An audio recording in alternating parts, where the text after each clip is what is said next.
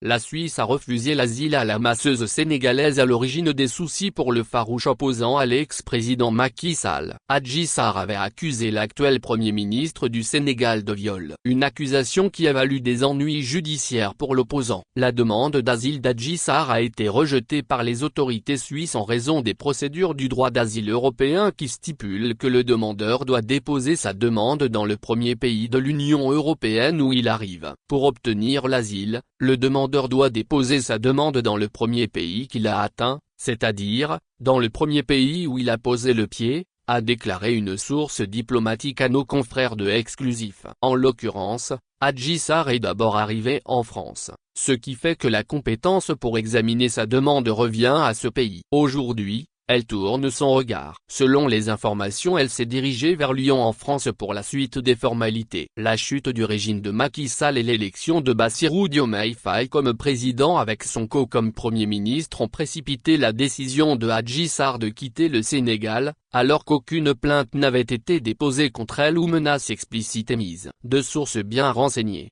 avant de fuir Dakar pour l'Europe, l'ex-masseuse avait traversé par voie terrestre pour atteindre la Mauritanie. De là, elle a pris l'avion. Son accusation contre Ousmane Sonko avait suscité une vague de controverses au Sénégal, avec des dénis fermes de la part de l'accusé, qui est par la suite devenu Premier ministre. Ces accusations avaient mené à un procès sous l'Ancien Régime, résultant en une condamnation pour des faits non liés aux allégations initiales. Avant de fuir vers l'Europe, Adji Sarr avait traversé par voie terrestre pour atteindre la Mauritanie, d'où elle a ensuite pris l'avion. Son accusation contre Ousmane Sonko avait suscité une vague de controverses au Sénégal, avec des dénis fermes de la part de l'accusé, qui est par la suite devenu Premier ministre. Ces accusations avaient mené à un procès sous l'Ancien Régime, résultant en une condamnation pour des faits non liés aux allégations initiales. Rappelons que, Ousmane Sonko avait été arrêté le mercredi 3 mars 2021, alors qu'il était en route pour répondre à une convocation au palais de justice de Dakar. Remis en liberté et placé sous contrôle judiciaire, le leader de PASTEF était accusé de viol par la masseuse Adji Sarr.